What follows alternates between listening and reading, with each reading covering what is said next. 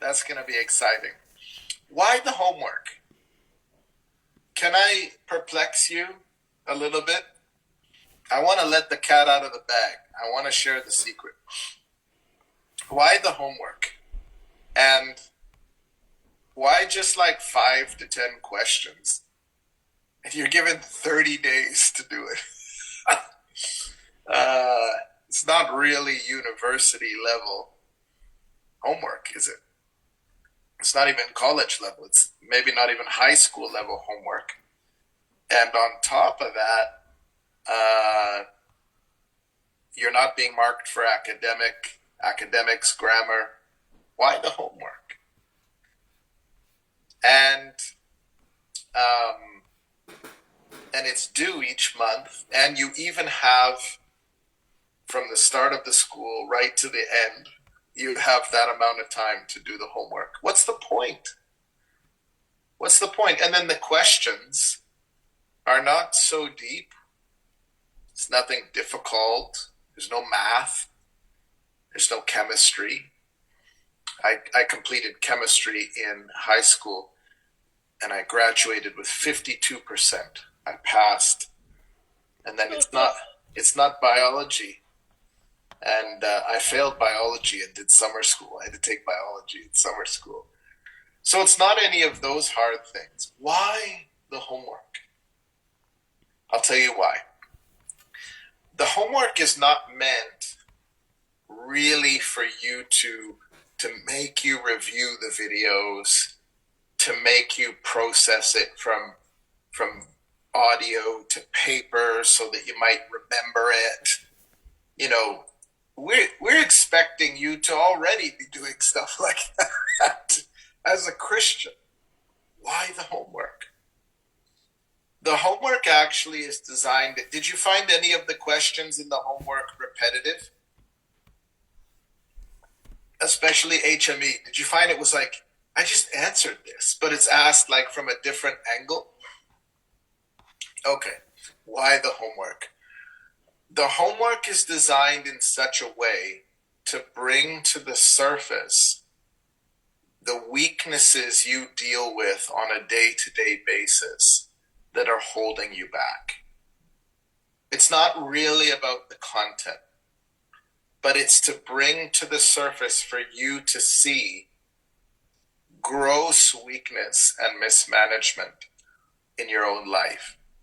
So, for example, if you're somebody that, and I've seen this because I've been doing these trainings with this kind of homework for how many years, 15 years or something. I've just seen it over and over again. And in this case, I know some of your lives. So it was predictable. But if you're somebody that says, I have 9 months to do the homework, I'll do it later. Let's call that the procrastinator. And I know what that's like to procrastinate, to be busy. I haven't arrived either. But procrastination, yeah. That aspect of your life can be seen in many other areas. I promise you. If we were to analyze your life, you would see that you will do that with other things. Okay, let's say you're somebody that doesn't really put effort into the homework, just wants to get it done, and does the least amount of work possible. And you're just bare minimum. Let me tell you, that will appear in your worship, in your tithing and giving, in your prayer life, in your you'll see it throughout your life in a profound way. Okay, another example. Let's say you're somebody that does some of the homework, some you don't. You plan to circle back and do this one over here. You plan to work on it on the weekend, but didn't get to it. I can tell you your sleep habits. I can tell you how you sleep, how you pray, maybe even how you deal with money. If you do the homework emotionally, Oh, I really liked that module. Oh, that touched my heart. I just threw myself into the homework. I just went through it like that. A big spender.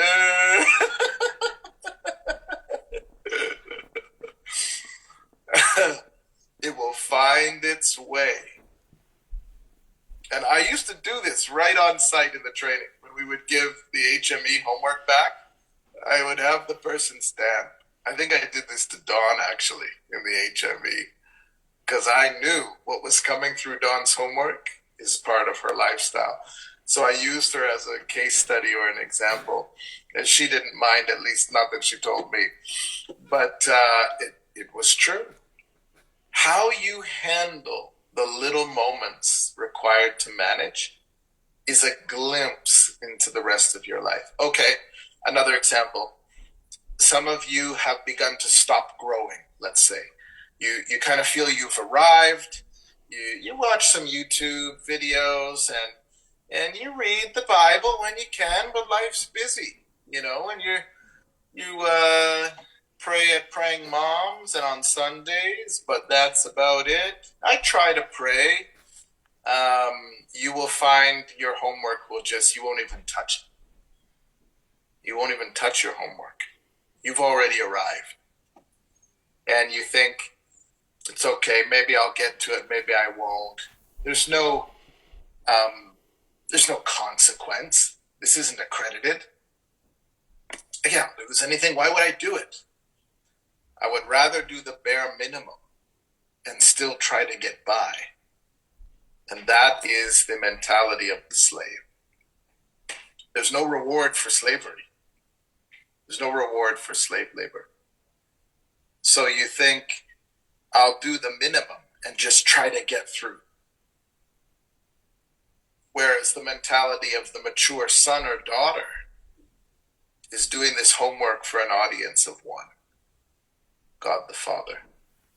For some other people, your schedule is so bad, your schedule is so out of control that you don't have a self-development time in the day. David Balestri, you remember David Balestri? He gives me some free coaching here and there, to which I am very grateful for. And so he would send me content.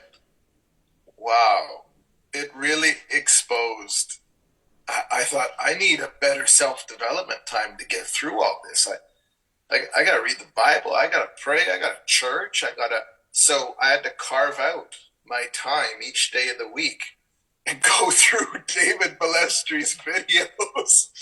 And you know what? You know what happened? When I began to adhere to a self-development schedule, my self-esteem began to grow.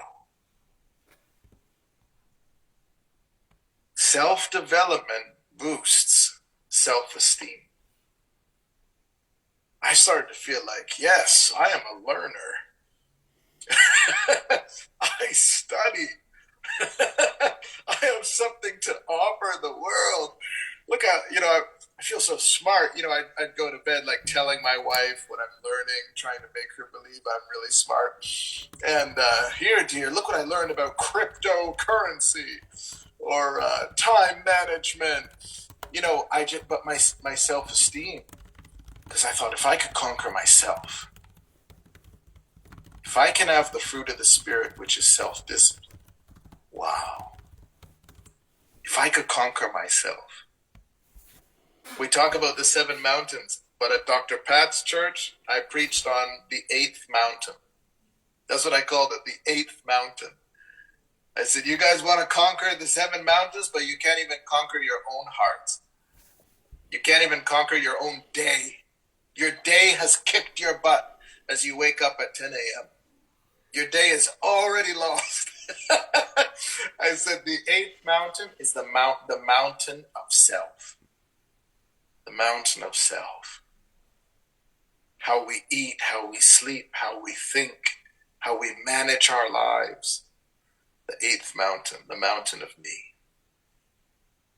And my conclusion after doing a lot of Seven Mountain stuff, which is all good, I thought, Lord, we're trying to take over cities and nations, and we can't even get in a room and get along enough to have coffee together. We can't control.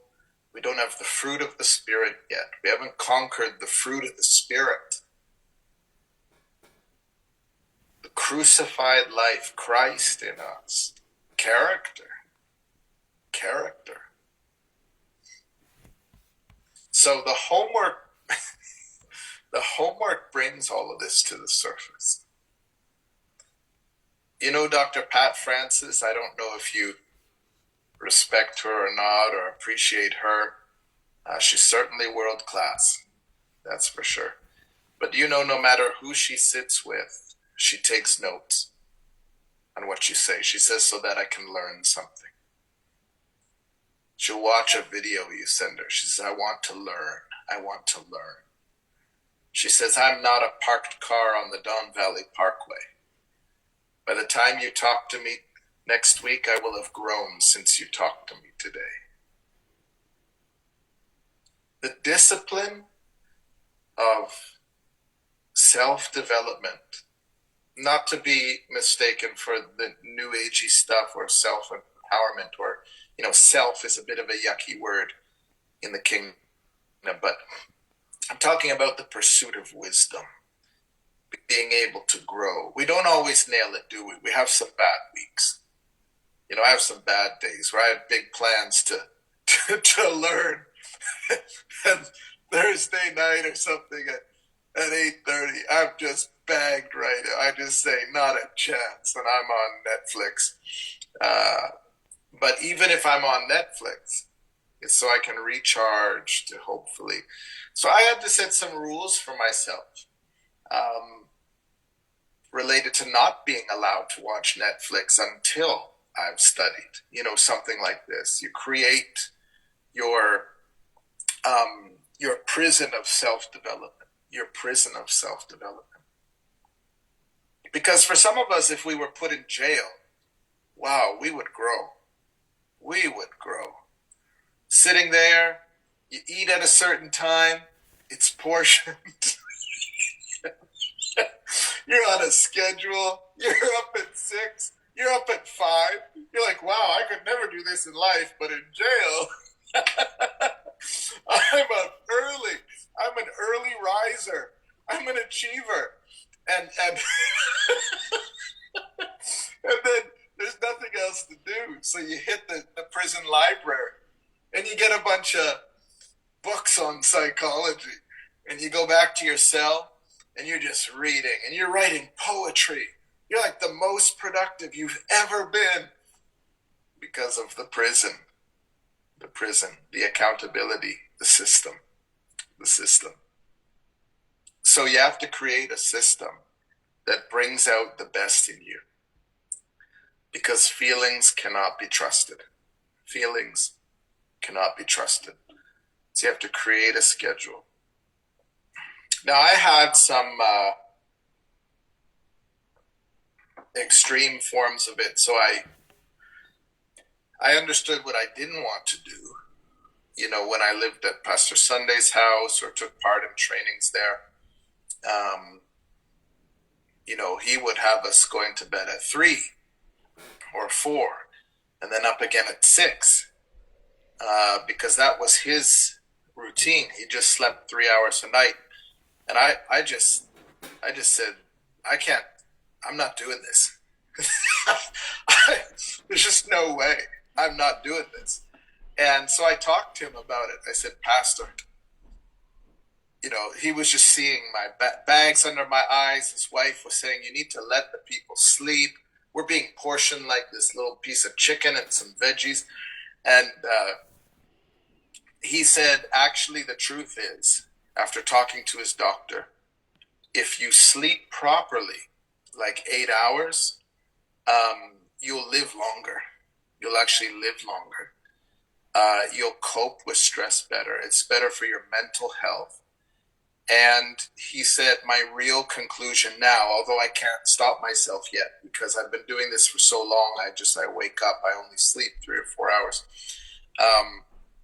He said, it doesn't matter how many hours you sleep at night, just as long as you're productive during the day. So the way I word it now, having tried every kind, I've tried 3 hours, I've tried 5 hours, and I just got sick of dragging myself through the day like a little baggy-eyed monster. I wanted to enjoy meetings. I wanted to enjoy my day. I just had enough of this lifestyle. I came to the conclusion that God has given us enough hours in the day to accomplish our vision and still get a good night's sleep. That became my conclusion. Now, you won't always get that if you do all-night prayer, or Jesus says, come with me into the garden. And what? You couldn't even stay awake an hour? You may have times like that. You're fasting food or fasting sleep. But in general, your day-to-day system of life, you have enough time to seek God, accomplish your vision, and still get a good night's sleep. So if you're saying, no, I don't, it's not that you're busy, it's that you're not organized. You're not organized. Where does the time go? Do a budget with Derek and find out, that's where these dollars are going. Wow, that's why I'm always at the end of the month in debt. The same with your time. Your time is flipping away, is flying away. Just like your dollars. You don't know where the time's going. Big, long conversations. You take a phone call about something and it turns into a big conversation. You gotta focus. Your time is your most valuable currency. Time is life. Time is money. Time is more valuable than money because you can't buy time necessarily, more time.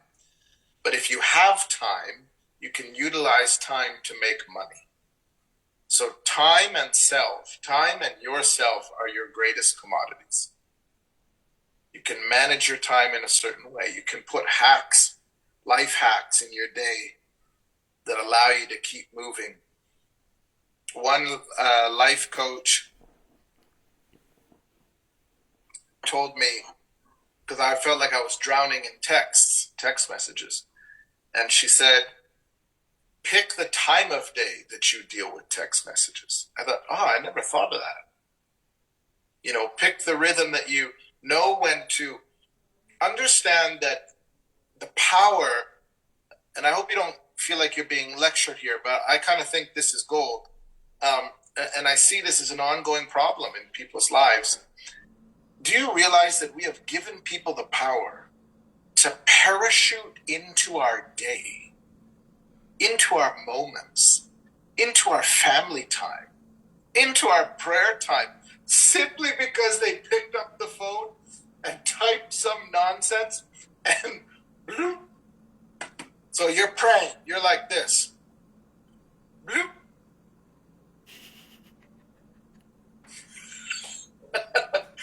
I'm looking into my wife's eyes. Bloop. Honey, just a minute.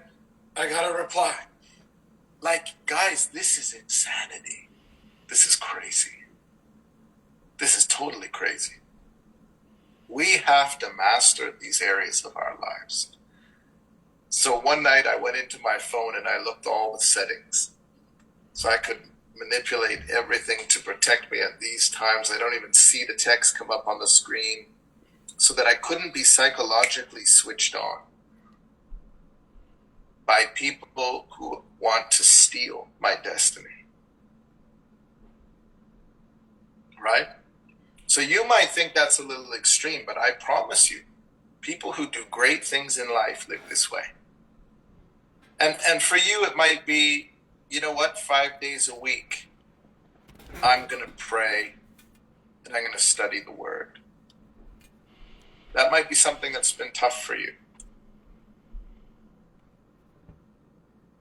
So turn off the phone.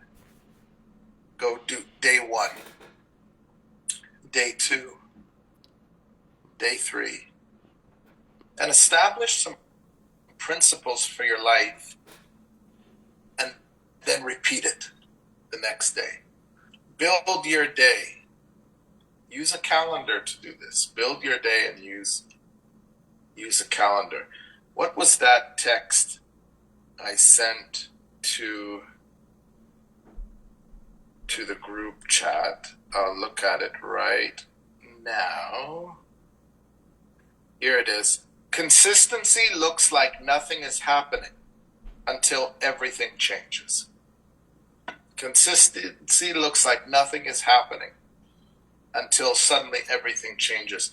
The power of consistency to produce a momentum in your life is really, really crucial. So people are never overnight sensations or successes. There's a lot that's gone on to bring them to that place. And what I saw in some people's lives, it was their ability to do the same thing every day that was investing and adding value. I'm not sure what I said, Courtney, sorry. The quote that you just said from your group chat about consistency. Yeah. Because you said it too quickly for me to write it. So sorry. That's okay. Consistency looks like nothing is happening until everything changes. Consistency looks like nothing is happening until everything changes. I'm actually going to be teaching on consistency in our Creative Collective meeting tomorrow, because your ability to do the right thing repeatedly is what's going to give you breakthrough. And then for a church or a leadership to do the right thing continually is what gives a momentum that brings a breakthrough. Do the right thing, do it again. Now, here's something you want to watch for, is you might be the type of person that is so used to bouncing around like a ping pong ball. You do life that way. When you do a few days consistently, it'll really upset you subconsciously. You will look for ways to skip, to mess it up, you just feel like, oh my gosh, my life just got boring. I did the same thing at the same time for 3 days straight. So you need to give yourself a break on the weekend or something. I have a sleep-in day, and I sleep as long as I possibly can, thanks to my wife. I have recovery days. I have exceptions. I call them holy days. Not holidays, holy days. And that day, you would think I'm the laziest person, worst husband. I sleep as long as I can. I eat what I want, but then go back the next day to repeat. So notice that when you start to repeat the right things consistently, you'll get really agitated. You might get really, something's wrong. I'm doing the right thing. I gotta stop it. I might grow. I might prosper. I'm saving too much money. I need to spend it. You know, you're just not used to doing the right thing repeatedly. It's like a bland feeling for you. It's scary. Do the right thing, repeat. So your homework, this all comes back to my original point. And thanks for sitting for 40 minutes here. It all comes back to the homework will bring this out of you. So what I want you to do, for those who finished their homework, great. For those who have not, I want you to analyze, really look at why. Because it's not like it's hard. You have the time to do it. Again, for those who have not finished their homework, I want you to look at why. It's not like it's hard. It's not time consuming. It's not why. Ask yourself why. Not for punishment or judgment. Or, I don't really mind. You guys have all the videos. You're blessed. You're okay. But why? Find out why you didn't. And you might say, well, I'm involved in so many church things. Okay. You don't have a half hour a day to give to self-development? Well, I'm already doing other self-development things. Okay, you don't want to push yourself a little further for 5 to 7 questions? You might be somebody that starts things but doesn't finish things. Break that cycle. Finish well. Do it for yourself. Do it for God and say, God, I want you to be able to trust me with the next level. You're capable of so much more than you realize. So much more. And oftentimes it's our self-esteem. That's what it was for me. I didn't know that until I went to Ukraine and went through those brutal systems of training. Back when that thing first started, wow, that was tough. We had to read a book a day, every day, finish a book, and then prove that we read it. I hate reading. And so we'd have to stand and prove that we read it. And if we hadn't finished the book, we had to stand at the wall and read it standing. Some people were standing for 3 hours, 4 hours. And then while you're standing reading, you're not taking the notes on the lesson. So now you're behind in your homework. And all the while, if you miss even one of the homework blocks, you get a red dot. And if you get 3 red dots, you're driven to the airport. I mean, this would just be absolutely abuse in this day and age. Like, you can never get away with that here.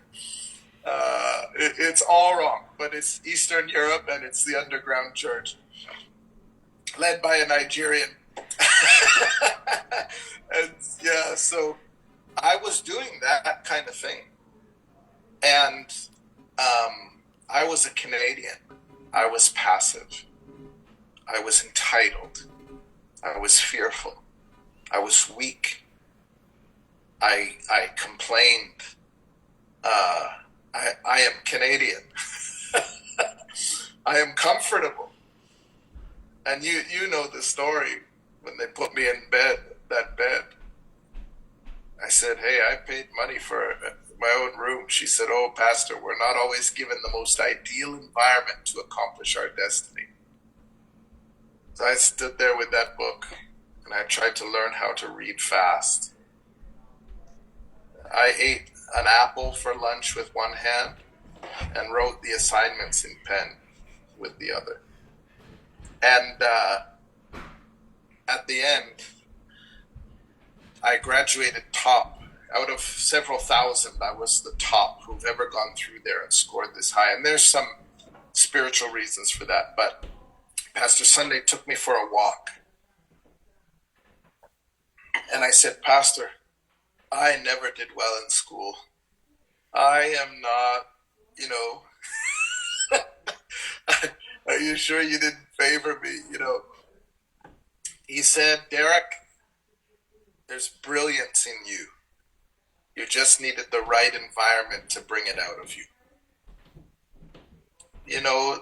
In school, people learn different ways, don't they? So God, if he's merciful, will put us in a position where we go through things that are uncomfortable for us to grow. If you're complaining about the homework in your head or to your spouse, pay attention. What could be bothering you for $1,600, this much content over 9 months? Pay attention. Why? Where's that coming from? Where's the complaining coming from? And so I felt, when Pastor Sunday said that to me, I felt, wow, I am brilliant. And I walked around feeling pretty proud and brilliant. I'm brilliant. And I called my mom. I said, Mom, I'm brilliant. And she said, we always knew you were. You passed the gifted test. And, she's going on like a mom. And I walked back upstairs and walked past a portrait on the wall that I had never noticed, even though I was there for so long. Never noticed this portrait. Me and my brilliant big head never noticed this portrait. And you know what it said? It was from Jeremiah. Do not boast in what you know, but boast that you know me. Boast that you know me. So our boasting is in God and in our weaknesses. But if you want to give value to mankind and be used by God, you must invest in yourself. Even God won't use someone who doesn't invest in themselves because they have nothing to say. If you don't read the Bible, God won't force that into your mind. So when I came home from that, I started to really think that, hey, I could challenge myself. No matter what I go through, how hard it might be.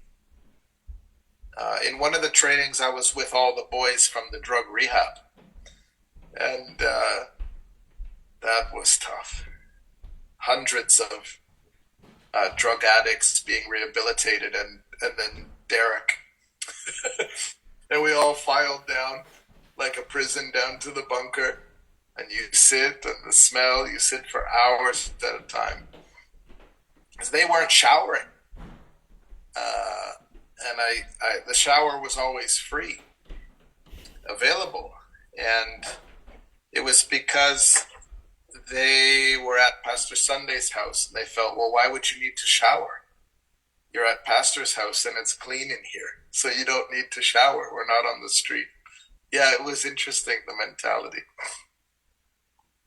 But you start to learn that the things that are thrown at us in life that God allows, we can turn around and use for some kind of opportunity to better ourselves and to reach other people. So that's the question of homework. Would you like to give some feedback on what you've heard tonight? My 48 minutes of rambling. Courtney, yes. Please unmute and go ahead. Well, Pastor, I beg to differ with the comment you said about the questions are relatable and understandable. Not all of them are. I struggled. There was a few that Pastor Melanie helped me with by rewriting them because everyone thinks and acts differently, and it was Dean Briggs's group, and I don't remember the other one, but I found, and this isn't a slam, it's just the way I was thinking. I was away for that module, and then I went up north, and I was going to do my homework, but I phoned Pastor Melanie. I'm like, I need help. I said, I'm not going to graduate, all the negative. I've put so much money into this. I want to graduate. She said, Courtney, you will graduate. And I'm like, I want to graduate because I've never worn a tassel hat, like nothing. And so I am graduating. I came home from church on Sunday, and my roommate was away, and she was going to help me on Monday when she returned. But I got inspired to do it on my own, and I handed it in because I wanted to please God, and I don't care if I please anyone else. I feel very accomplished, but it was because God It had nothing to do with me. The homework was awesome. I loved it because I became more closer to God through this experience. And when you say finish well, that is a statement I will cherish forever because I finished well. I completed 9 months of roller coasters, but 9 months of getting closer to God because that's what He wants. And um, so I just want to thank you for seeing what I couldn't see, and it's for everyone on here. I thank everyone for seeing in me what I couldn't see in me. And yeah, I could go on, but I won't. You know what? One thing you're alluding to, Courtney, is when life is not fair. When maybe we don't have the advantage that we feel other people have the advantage. Like maybe you didn't come from money, or other people had a dad, or other people had a mom and dad. Even I faced this, starting a church at a hotel on Bloor Street. You think, oh well, I don't have a building. You can start to pity. You can start to pity yourself. And the second training that I went to in Ukraine, you know what they did to me? Because I did so well in the first one, they put all my homework in Russian. They put my homework in Russian. And I was really frustrated. I felt, well, that's too far. Even though we're already out there on 3 hours, that's too far. That's not fair. That's not fair. And so I said well, what am I supposed to do? It's in Russian. I don't understand Russian. I knew the answer. Gonna have to get to Googling.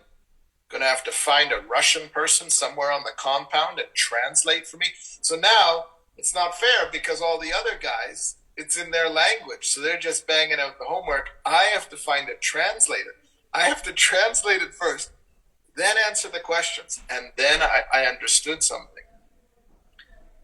When God called Pastor Sunday to ministry, he was given a choice for a scholarship either in America or a scholarship in Soviet Union, where they were killing black people.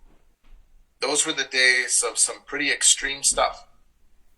And a pastor gave him advice and said, you could go to America, yes, that would be the easiest road. But if your Christianity can survive Soviet Union, it can survive anywhere. Because they were taking Christians and locking them up in mental hospitals. Some of his friends he never saw again were put in mental hospitals for their faith. You couldn't even have the picture of Jesus on the wall.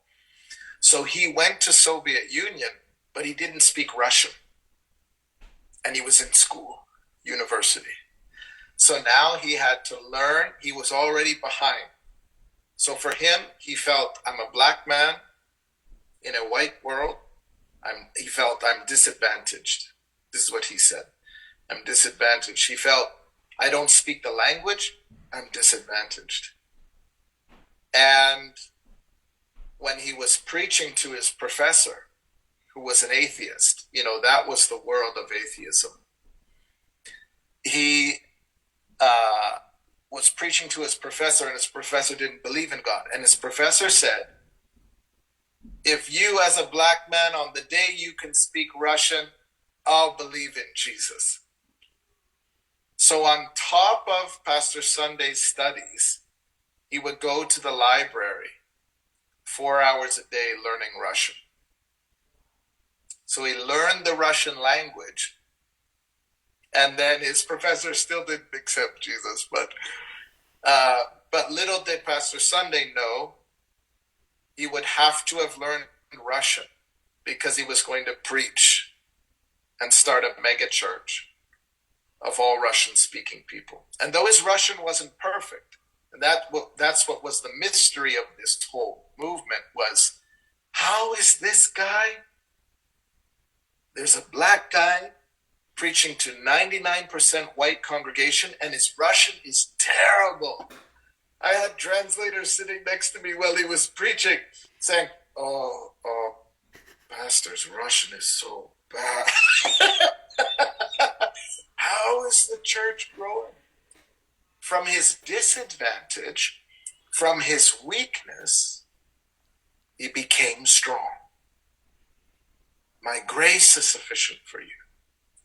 My strength is made perfect in your weakness.